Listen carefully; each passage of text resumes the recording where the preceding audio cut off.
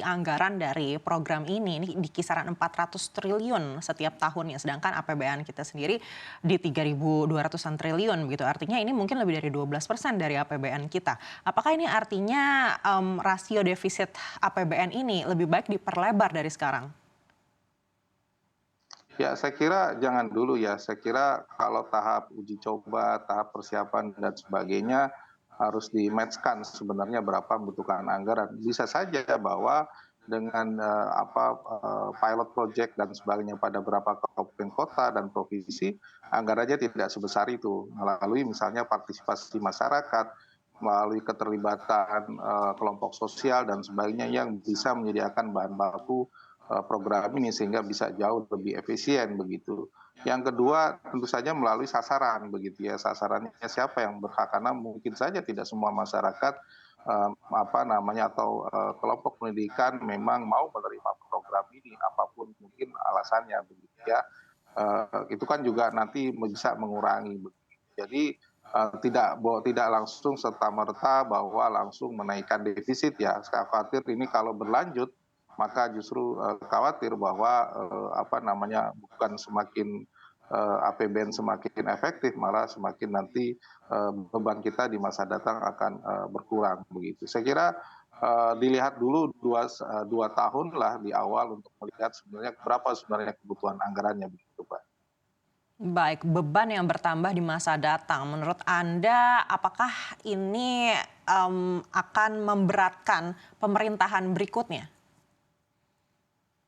Ya kalau misalnya katakanlah ini berlanjut ya tentu saja kalau ini hanya regulasinya adalah peraturan presiden atau RPJMN, maka pemerintahan berikutnya tidak lagi wajib menjalankan program seperti ini, bisa dihentikan begitu ya. Kecuali ini diamankan dalam undang-undang, maka ini akan diteruskan begitu ya. Nah, pemerintahan berikutnya selain tadi bisa terselamatkan dengan kalau ini masuknya di RPJMN, yang kedua adalah dari sisi pemerintahan berikutnya tentu saja kalau ini akan menambah beban utang, maka akan mengurangi ruang fiskal yang ada bukan hanya pemerintahan berikutnya tapi juga pemerintahan Pak Prabowo saat ini untuk 5 tahun ke depan. Karena tambahan program ini misalnya katakanlah tidaklah 400 ya atau 200 triliun sekalipun, tentu ada ruang fiskal lain yang kemudian tersedot untuk program ini. Nah, ini juga yang harus dibutuhkan pemikiran lebih lanjut. Memang akan sangat baik kalau ada sumber penerimaan yang bisa menggantikan kebutuhan anggaran ini sehingga tidak mengganggu program-program yang secara reguler sudah diputuskan dalam dokumen perencanaan pembangunan nasional begitu, Mbak. Baik, sempat terdengar juga rencana pengetatan subsidi BBM untuk program makan gratis ini. Begitu, menurut Anda yang mana yang lebih urgent? Apakah memang subsidi BBM atau makan gratis ini? Ya, saya kira begini, kalau kita lihat pada kelompok masyarakat tertentu ya, katakanlah desil 1 sampai 4, kalau kelompok masyarakatnya kita sampai 10 desil, maka yang desil 1 sampai 3 yang saya kira masih membutuhkan subsidi ya, baik terutama LPG, listrik dan sebagainya, termasuk juga BBM ya, saya kira masih membutuhkan. Tetapi yang masalah memang yang masyarakat mampu masih menikmati subsidi gitu ya. Nah, saya kira ini tidak langsung dihapuskan tapi dilakukan secara bertahap agar terdapat proses menuju subsidi tepat sasaran dilakukan sejalan dengan proses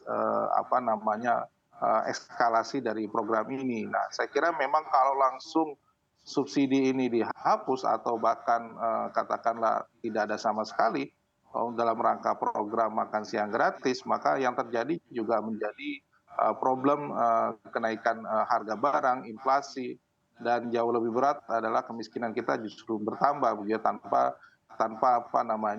memikirkan dampaknya begitu.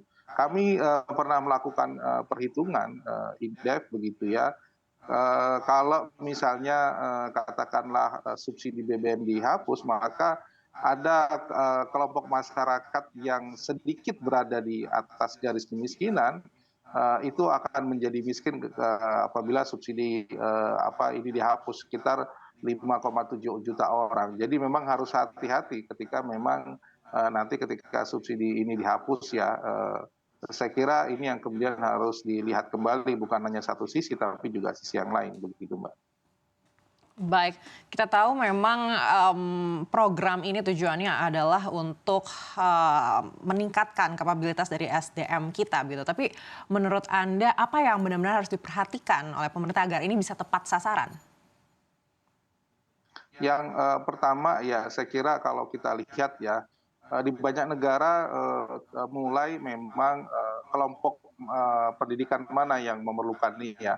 Apakah memang pada kelompok anak pendidikan SD dulu gitu ya, yang dasar dulu, baru yang apa namanya yang level SMP atau SMA. Ini yang kemudian juga harus dipikirkan dan apakah memang kelompok ini yang kemudian kalau kita sentuh dengan makan siang gratis terjadi peningkatan kecerdasan mereka dan sebagainya yang memang jauh lebih tinggi.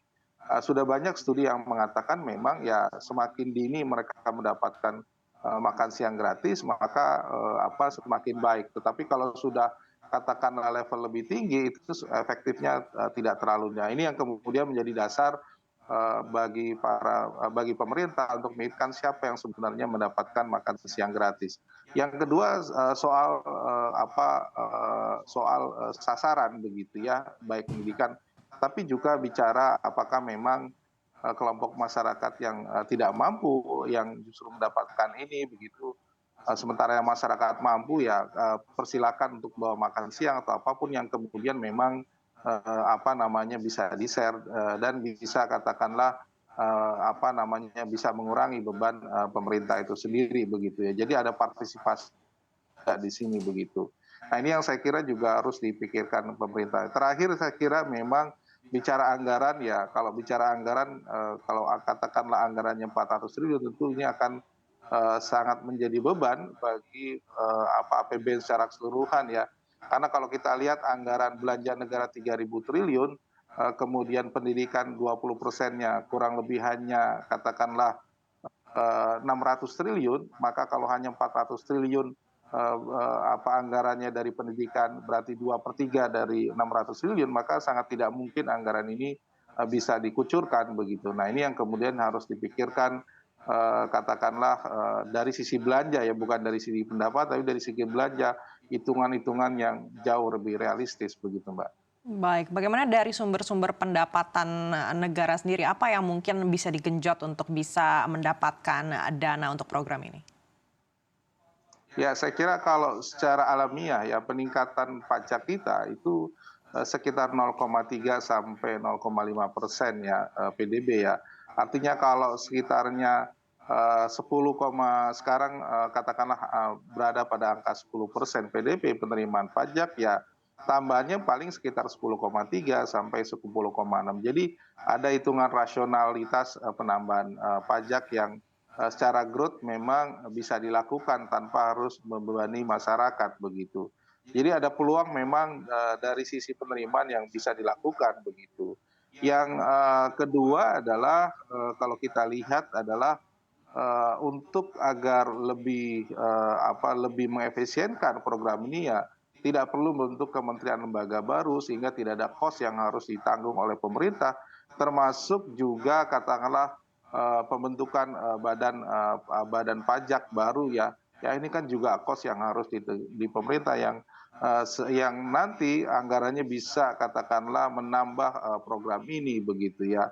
Dan yang juga harus dipikirkan ya berkaitan dengan efisiensi program-program lain ya. Setiap tahun pemerintah biasanya membintangi ya bisa sekitar 2,5 sampai 5% yang tidak digunakan, tetapi itu nanti biasanya pada tengah tahun yang itu nanti bisa menambah program ini begitu. Saya kira sumber-sumbernya seperti itu dan saya kira memang harus dipikirkan kalau ada upaya peningkatan pajak yang berlebihan ya itu juga nanti akan menjadi backfire dari pemerintah sendiri karena bukan tambah meningkat penerimaan negara justru akan turun karena besaran pajaknya bisa lebih kalau diminta lebih besar itu akan menjadi turun begitu dampaknya begitu.